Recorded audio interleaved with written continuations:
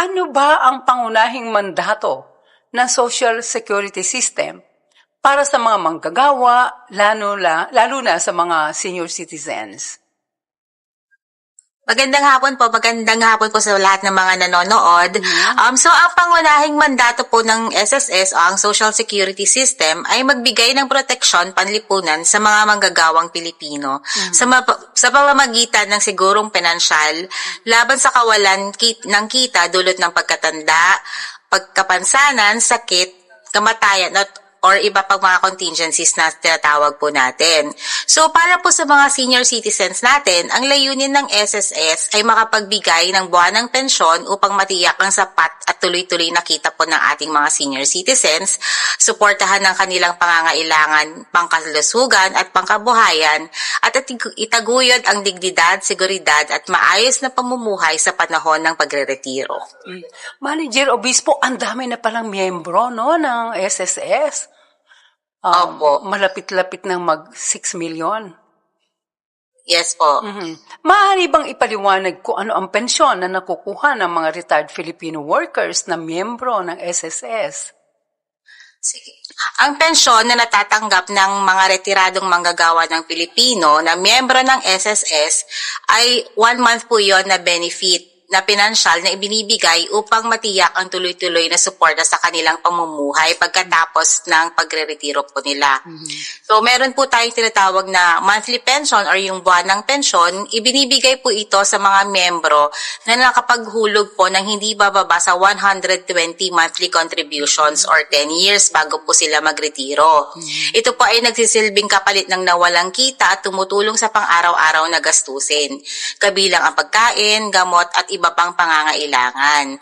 Ang minimum na monthly pension po ay 1,200 para sa mga hindi bababa sa 10 years or yung tinatawag po nating 10 years credited years of service at 2,400 para sa mga may 20 o higit na 20 pang CYS. Bukod po doon, meron po tayong tinatawag na 1,000 additional benefit na binibigay din po natin sa ating mga pensioners monthly. Para naman po doon sa mga members na hindi po, nakinulang po doon sa 120 contributions, meron po tayong tinatawag na lump sum benefit. So binibigay po ito bilang isang one-time po ito na binibigay sa member na katumbas po ng kabuang kontribusyon at kaukulang interest po ng kanyang contribution. Manager, may pagkakaiba talaga yung lump sum at saka monthly pension, ano? Yes po. So, yung sa lump sum, yung maibibigay na halaga. At mayroong diyang kailangan kondisyon, ano? Na pakipaliwanag nga sa ating mga yung lump sum benefit po, para po ito doon sa mga members o yung mga miyembro na retired na hindi po nila na-meet yung minimum qualifying conditions for monthly pension po. Yung 120 monthly contributions. Yes po, opo. Yes po. Pag below 120 po, lump sum po ang pwedeng makuha po nung retired member. At tapos yung monthly pension naman will come? Yung monthly pension naman po, makaka-receive ka ng monthly pension kung ang contributions mo, na-meet mo po yung minimum qualifying condition na 120 monthly contributions po. Or 10 years. Yan. Okay. Para sa isang karaniwang Pilipino, partikular sa malapit na magretiro, ano ang dapat ihanda para masigurong makukuha nila ang kanilang SSS pension? Nagkakaroon ba ng kaugnayan ang SSS at yung company, no? O yung kung saan nagtatrabaho para maihanda itong mga empleyado na magre-retire? Opo. So kung ang karaniwang Pilipino po ay malapit ng magretiro, ang kailangan po niya ihanda yung kailangan po niya maghanda ng maaga para matiyak po na ma-qualify siya for the pension is kailangan niya ma-ensure na sapat po yung contribution payments po niya. Na na-meet po niya at least the minimum requirement nga po na 120 monthly pension. So, kailangan din po meron po siyang active na My SSS account. So, kailangan po niyang mag-register doon sa My SSS account kasi po ang application po natin ng retirement is online na po. And then, para monitor din po niya yung kanyang yung records kasi doon po sa My SS account, pwede pong ma-monitor ng member kung ilang contributions na po meron siya. And then, kailangan po kumpleto rin po yung mga personal na information. Tiyakin po nila na updated po yung pangalan, yung date of birth, at iba pang mga datos na kailangan po para po doon sa filing po ng benefit claim. And then, para po sa pagtanggap po naman po nung kanyang benefit or yung kanyang pension, kailangan po meron siyang enrolled na disbursement account kay SSS. So, meron din po tayong tinatawag na enrollment po ng disbursement account. Doon po sa disbursement account enrollment module po, doon sa my.sss account po nung member. Dapat bago pa dumating yung retirement age, no? Iaayos na lahat ang mga papers para madaling makuha yung kanyang mga benepisyo dahil pag wala ng trabaho, wala ng sweldo. Opo. At saka para ma-insure din po, pwede naman pong pumunta sa SSS branch para check po yung mga records po niya, kung yung pangalan po, yung mga data po niya is naman po, maayos po at updated po. In case. At anytime naman, andyan ang SSS to assist, no? Yes po. Manager.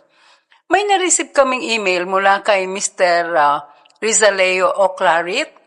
Sabi niya wala raw siyang SSS pension dahil may mga clerical error sa kanyang pangalan at discrepancy sa kanyang contribution. Para sa katulad ni Mr. Rizaleo, paano ba ang proseso kung may senior citizen na hindi kumpleto ang hulog sa SSS? May paraan ba para makatanggap siya ng benepisyo? Kung meron pong discrepancy on that data po nung member, like for example sa pangalan po, may discrepancy po based po sa records namin and yung mga supporting documents niya, pwede naman po mag-request yung member ng updating po nung personal information niya or nung data niya kay SSS. Magpo-provide lang po sila ng supporting documents po to support the updating po or yung correction po nung data po nung member kay SSS. And then para naman po doon sa mga contributions na sinasabi din po ng member na hindi na post po ba or kasi kulang po yung contribution po niya, pwede rin naman pong ipa-check din po yun, provided meron din po supporting documents yung member. Kaya mahalaga na makipag-ugnayan o puntahan ng SSS office bago pa lang mag-retire para itong mga ganitong mga problema ay na-aksyonan kaagad. Okay. Paano naman, manager, kinukwenta ang bunga ng pensyon? Bakit ba may tumatanggap na mas mababa o mas mataas? Yung monthly pension po natin, ang computation po niyan, based po yan doon sa naihulog po ninyo na contribution. So, based po siya doon sa amount po ng contribution and yung number of years po ng contribution po natin.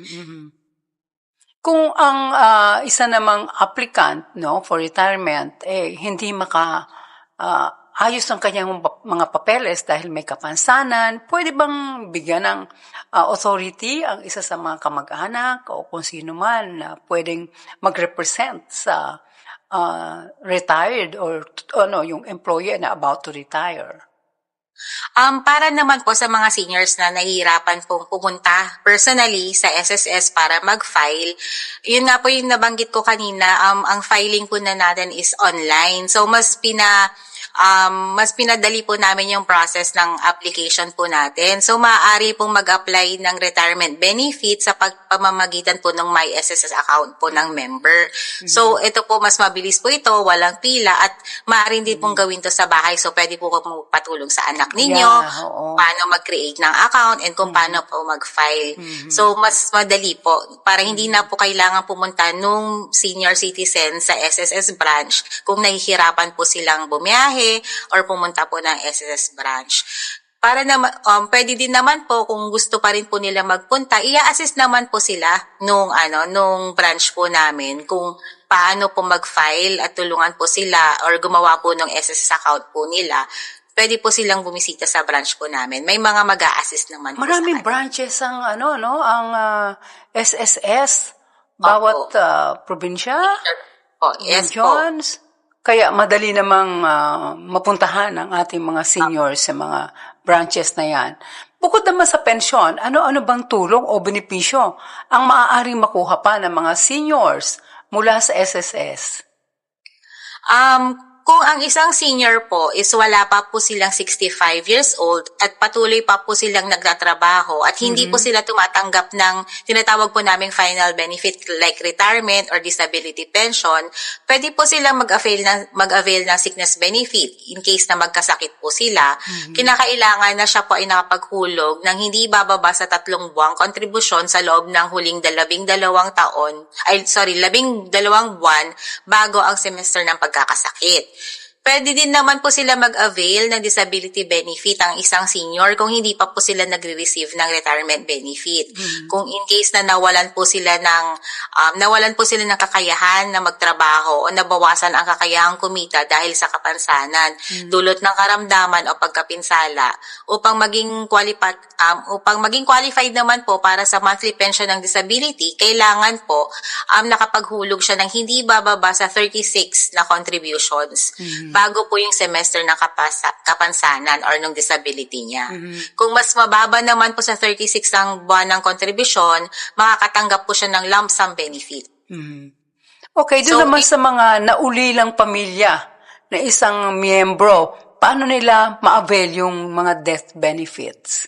Doon naman po sa mga naulilang pamilya ng isang miyembro, maaari po mag-avail ng death benefits mula sa SSS sa pamamagitan ng pag-submit din po ng death claim application and yung supporting documents. Doon po, pwede rin po ito online sa my SS portal o sa pinakamalapit na tanggapan ng SSS. So, ang benefit po na ito ay bibigay sa mga primary beneficiaries.